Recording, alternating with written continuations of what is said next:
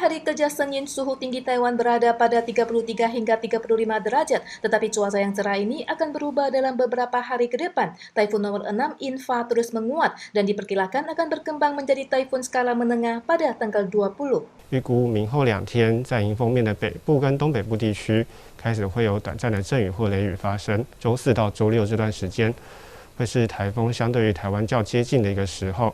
Biro Cuaca Pusat CWB mengatakan pusat Taifun Infa berada di sekitar 1.000 km di sebelah timur Taipei dan bergerak ke barat mengarah ke Laut Taiwan Utara. Tetapi jalur taifun ini masih sangat labir. Zona tekanan rendah yang berubah atau pembentukan sistem awan lainnya akan memengaruhi kecepatan dan jalur taifun.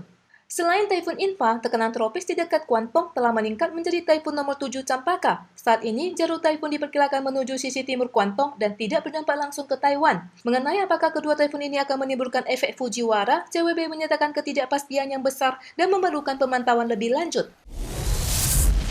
Taiwan bertambah 15 kasus lokal, 6 kasus impor, dan 1 kematian pada 19 Juli. Pembatasan pemindahan lokasi kerja pada majikan yang sama setelah pemberlakuan kewaspadaan level 3 juga akan dilonggarkan pada tanggal 20. Tetapi setiap penugasan harus mencapai waktu 60 hari ke atas dan melakukan tes PCR 3 hari sebelum penugasan.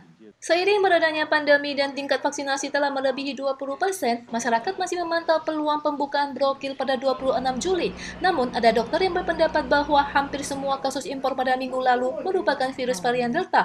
Sedangkan prokes dan tingkat vaksinasi saat ini masih belum mampu untuk menahan varian ini. Pelonggaran brokil hanya bisa dilakukan setelah tingkat vaksinasi melebihi 60%.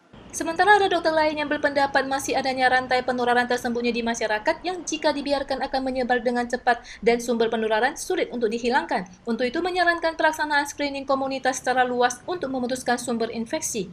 Anggota tim penasihat CCC Li Ping-ing berpendapat bahwa ketika nilai R yang mewakili infektivitas virus kurang dari 1, rantai penularan dapat terputus secara bertahap. Untuk kedepannya, inspeksi lingkungan secara berkala seperti pemeriksaan asam nukleat virus di pabrik limbah akan secara tidak langsung mengetahui apakah virus masih ada di masyarakat dan dapat mendeteksi keberadaan virus tersembunyi. Beberapa negara mulai melakukan penyuntikan vaksin COVID-19 campur. Untuk saat ini, Taiwan belum memberikan perizinan, tetapi seorang pria di utara Taiwan dilaporkan menerima vaksin AZ dengan biaya sendiri pada bulan April dan kemudian pergi ke AS pada bulan Juni untuk penyuntikan vaksin BNT. Setelah kembali ke Taiwan dan menyelesaikan karantina, berhubung memenuhi syarat usia, dia kembali menerima penyuntikan vaksin Moderna pada 2 Juli. Dengan demikian, pria ini telah menerima penyuntikan 3 jenis vaksin berbeda dengan lintas negara. 疫苗跟药物一样不是假如这如何啦，它要刚刚好适量，对症下药。自以为走了很多的漏洞，打了很多，对身体绝对不会是好的。 CCC menyatakan bahwa sejauh ini tidak ada laporan bahwa penyuntikan vaksin campuran AZ, BNT, dan Moderna memberikan perlindungan yang lebih baik atau lebih aman. Sebaliknya, melakukan perjalanan ke luar negeri untuk vaksinasi dapat meningkatkan risiko terinfeksi. Tidak adanya kewajiban melaporkan vaksinasi dengan biaya sendiri di dalam negeri, dan jika warga tidak memberitahukan telah vaksinasi di luar negeri, dokter Taiwan tidak akan mampu mengidentifikasikannya, sehingga kejadian vaksinasi campur akan terus bermunculan. Di samping itu, WHO pada tanggal 12 masih memperingatkan bahaya vaksinasi campur karena kekurangan bukti ilmiah dan masih belum diketahui dampaknya terhadap kesehatan, sehingga masyarakat diimbau untuk tidak vaksinasi campur. Di tengah alunan musik yang kyusuk, para jemaah memasuki Masjidil Haram dan mengelilingi Ka'bah. Pada kota suci Arab Saudi, Mekah, ibadah haji dimulai pada tanggal 17. Pada tahun kedua merebaknya virus corona, jumlah jemaah telah dilonggarkan dari 10.000 tahun lalu menjadi 60.000 orang pada tahun ini.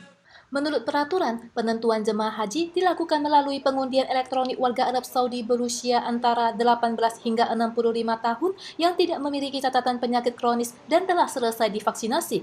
Pada lokasi juga hanya terbuka untuk 6.000 orang setiap 3 jam dan setelah disinfeksi baru mengizinkan kelompok berikutnya untuk masuk. Kemendagri Arab Saudi mengatakan bahwa hingga tanggal 18 telah ada 147 orang yang mencoba untuk menerobos masuk. Naik haji adalah salah satu dari 5 rukun Islam, di mana umat Islam wajib naik haji setidaknya sekali dalam seumur hidup. Pada tahun-tahun sebelumnya, naik haji telah menjadi salah satu acara keagamaan tahunan terbesar di dunia. Ibadah haji tahun 2019 dipartisipasi sekitar 2,5 juta jemaah.